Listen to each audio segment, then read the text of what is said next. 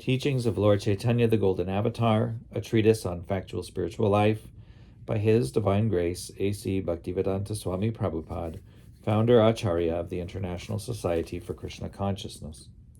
Chapter 19, Further Talks with Prakashananda.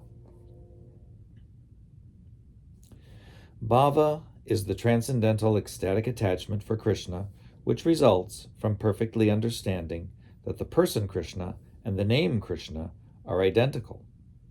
One who has attained bhava is certainly not contaminated by material nature. He enjoys transcendental pleasure from bhava, and when bhava is intensified, it is called love of Godhead.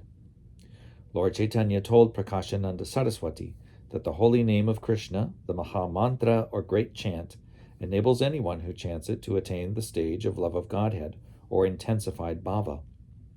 Love of Godhead is the ultimate human necessity, for when one compares it with other necessities, namely religion, economic development, sense gratification, and liberation, one can see that these others are most insignificant. When one is absorbed in temporary, conditioned existence, he hankers after sense gratification and liberation. But love of Godhead is the eternal nature of the soul. It is unchangeable, without beginning or end. Therefore, neither temporary sense gratification nor liberation can compare with the transcendental nature of love of God. Love of God is the fifth and ultimate goal of human life. Compared with the ocean of transcendental pleasure that is love of God, the conception of impersonal Brahman is no more significant than a drop of water. Lord Caitanya next explained that his spiritual master had confirmed the validity of the ecstasy he had felt from chanting the holy name of God, and he had also confirmed that the essence of all Vedic literature is the attainment of love of Godhead. Lord Caitanya's spiritual master had said that the Lord was fortunate to have attained love of Godhead. The heart of one who attains such transcendental love becomes very anxious to attain direct contact with the Lord. Feeling such transcendental sentiment, one sometimes laughs, sometimes cries, sometimes sings, sometimes dances like a madman, and sometimes runs hither and thither. In this way, there are various ecstatic symptoms manifest: crying, changing bodily color, madness, bereavement, silence, pride, ecstasy, and gentleness. Often the person who has attained love of God dances, and such dancing places him in the ocean of the nectar of love of Krishna.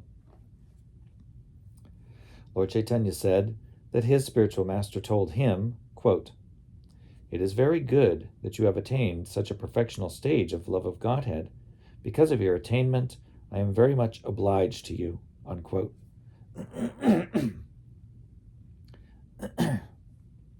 The father becomes enlivened when he sees his son advance beyond himself. Similarly, the spiritual master takes more pleasure in seeing his disciple advance than in advancing himself. Thus, Lord Caitanya's spiritual master blessed him, telling him, quote, "Dance, sing, propagate the Sankirtan movement, and, by instructing people about Krishna, try to deliver them from nescience," unquote.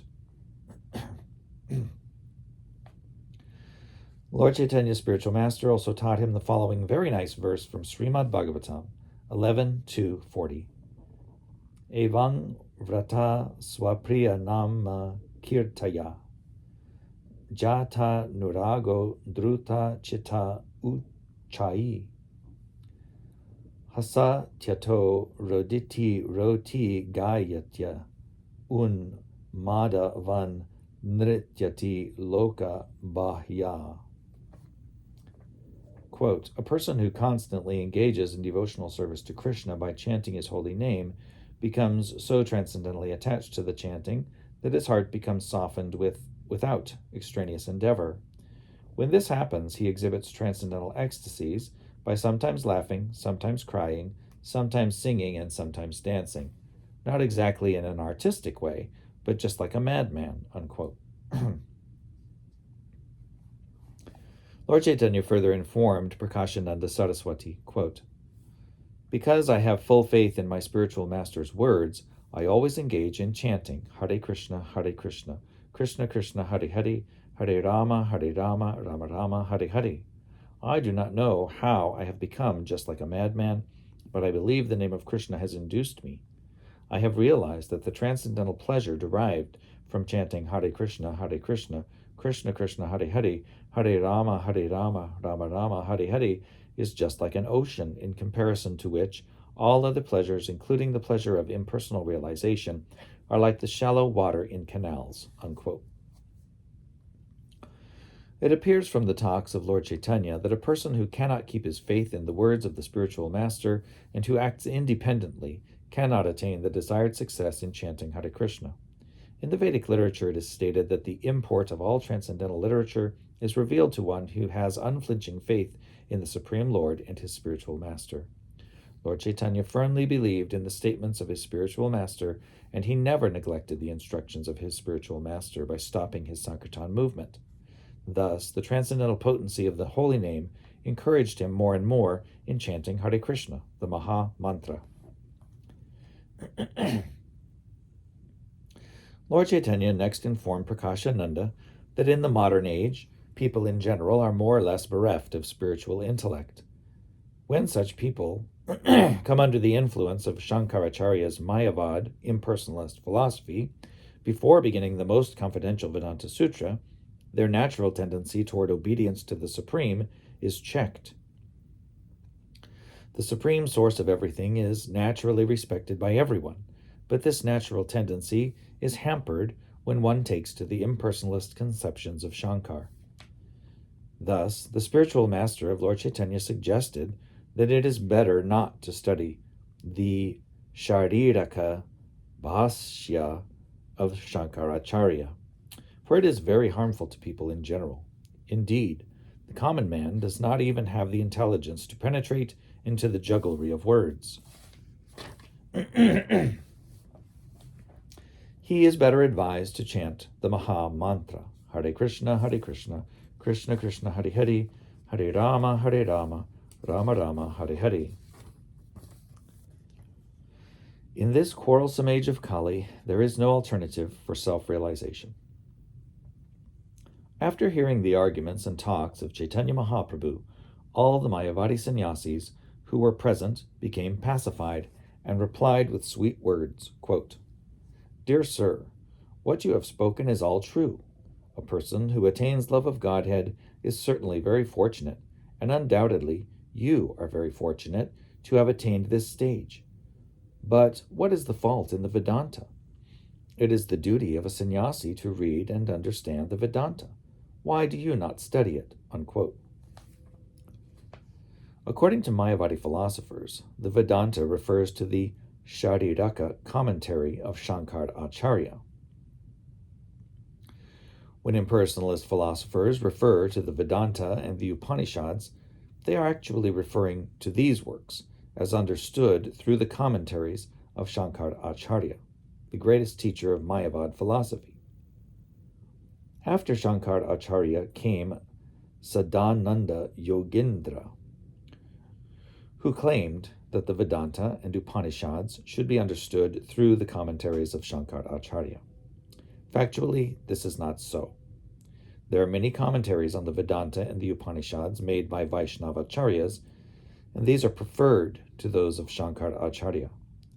But the Mayavadi philosophers, influenced by Shankaracharya, do not attribute any importance to the Vaishnava understandings.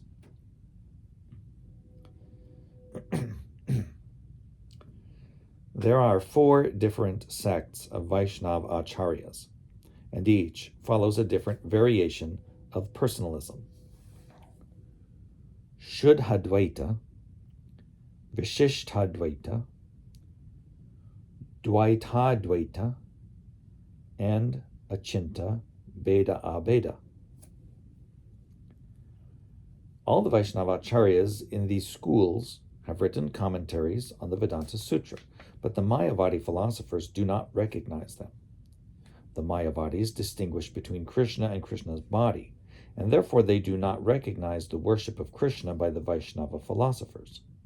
Thus, when the Mayavadi sannyasis asked Lord Caitanya why he did not study the Vedanta Sutra, the Lord replied, quote, Dear sirs, you have asked why I do not study the Vedanta, and in answer to this, I could speak something, but I am afraid you would be sorry to hear it, unquote.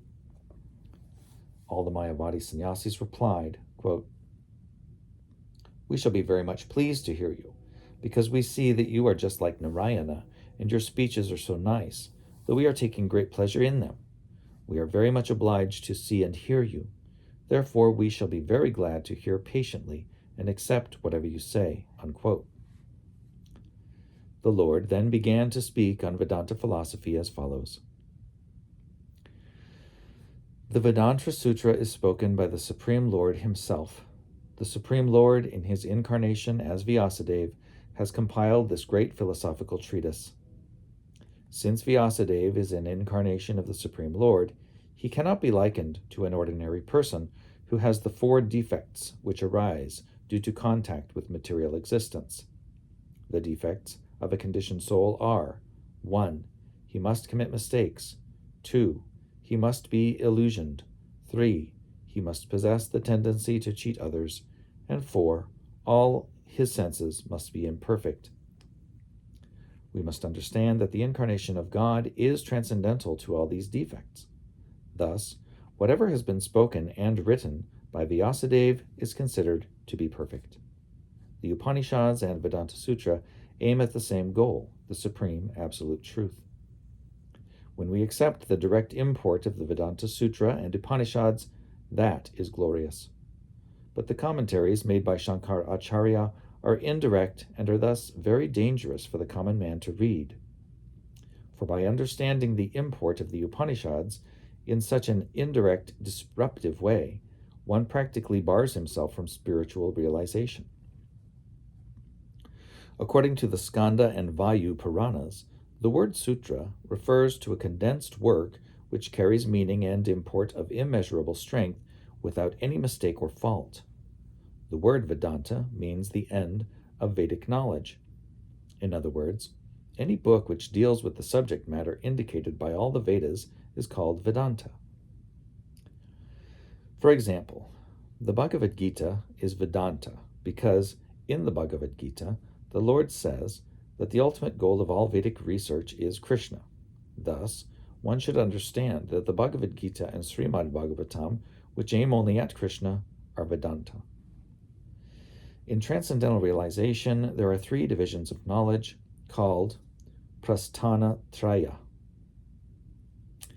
That department of knowledge which is proved by Vedic instruction, like the Upanishads, is called Sruti Prasthana. Authoritative books indicating the ultimate goal and written by liberated souls like Vyasadeva, for example, the Bhagavad Gita, Mahabharata, and Puranas, especially Srimad Bhagavatam, the Mahapurana, are called Smriti Prasthana. From the Vedic literature, we understand that the Vedas originated from the breathing of Narayana. Vyasadeva, who is an incarnation of the power of Narayana, compiled the Vedanta Sutra, Nyaya Prasthana. But according to Shankar's commentaries, Apantaratma Rishi is also sometimes credited with having compiled the aphorisms of the Vedanta Sutra. According to Lord Caitanya, the conclusions of the verses of the Pancharatra and the aphorisms of the Vedanta are one and the same. Since the Vedanta Sutra is compiled by Vyasadeva, it should be understood to be spoken by Narayana himself. From all the descriptive literature dealing with the Vedanta Sutra, it appears that there were many other rishis contemporary with Vyasadeva who also discussed the Vedanta Sutra. These sages were Atreya, Ashmaratya, Odulomi, Karshnajani, Kashakritsna, Jaimini, and Badari, while other sages such as Parashari and Karmandi discussed the Vedanta before Vyasadeva. In the first two chapters of the Vedanta Sutra, the relationship between the living entities and the Supreme Lord is explained, and in the third chapter, the discharge of devotional service is explained. The fourth chapter deals with the result of discharging devotional service. The natural commentary on the Vedanta Sutra is Srimad Bhagavatam. The great acharyas of the four Vaishnava communities, sampradayas, namely Ramanujacharya, Madhvacharya, Vishnuswami, and Nimbarka, have also written commentaries on the Vedanta Sutra by following the principles of Srimad Bhagavatam. The followers of these acharyas, down to the present day, have written many books following the principles of Srimad Bhagavatam and accepting it as the natural commentary on the Vedanta.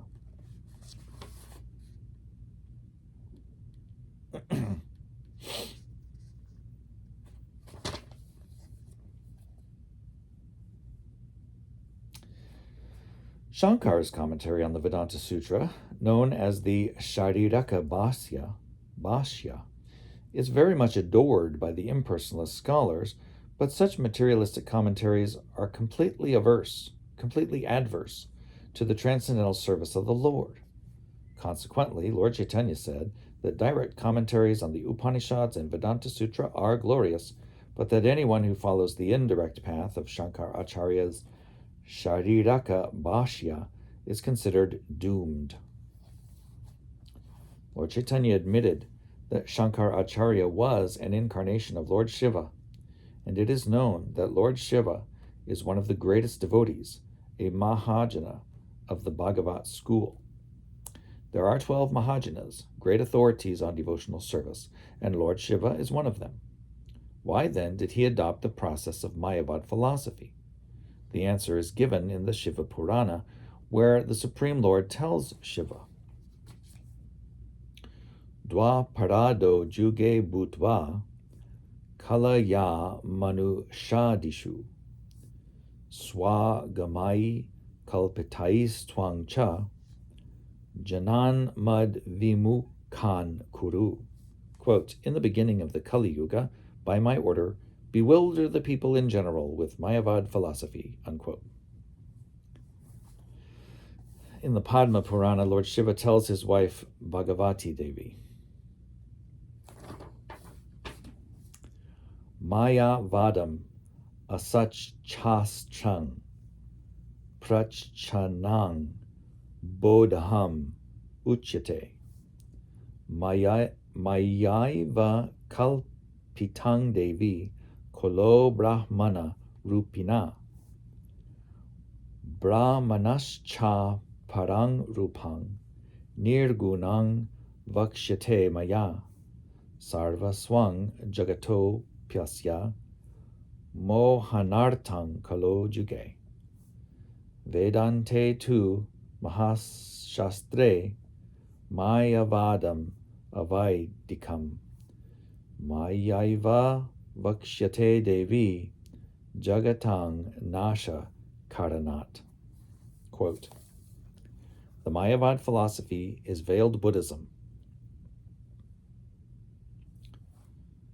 And there's a bracketed statement within the quote. In other words, the voidist philosophy of Buddha is more or less repeated in the Mayavad philosophy of impersonalism, although the Mayavadi philosophers claim to be directed by the Vedic conclusions.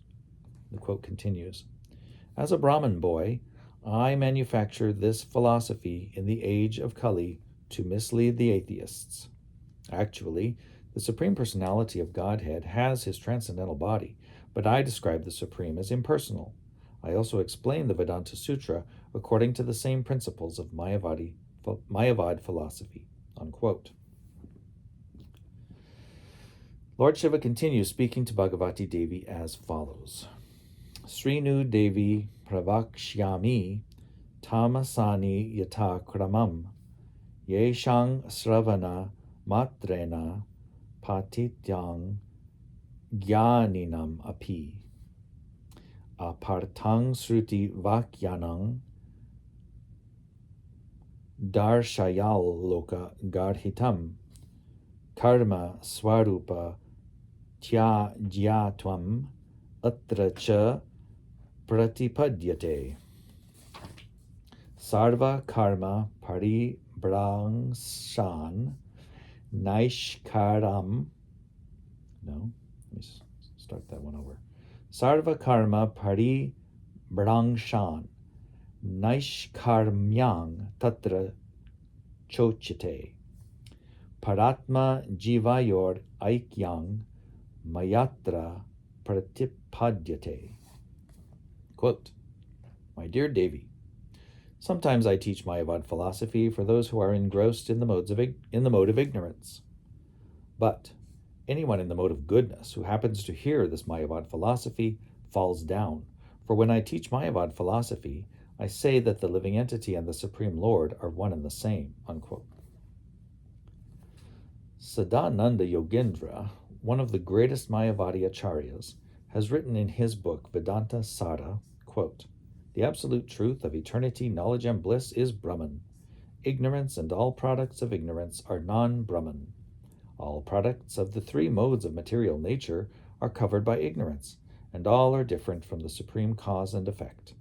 This ignorance is manifested in a collective and individual sense. Collective ignorance is called Vishuddha Sattva Pradhana. When that Vishuddha Sattva Pradhana is manifested within the ignorance of material nature, it is called the Lord, and the Lord manifests all kinds of ignorance. Therefore he is known as Sarvagya. Unquote. Thus, according to Mayavad philosophy, the Lord is a product of this material nature, and the living entity is in the lowest stage of ignorance.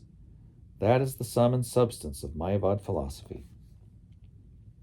If, however, we accept the import of the Upanishads directly, it is clear that the Supreme Personality of Godhead is a person with unlimited potency.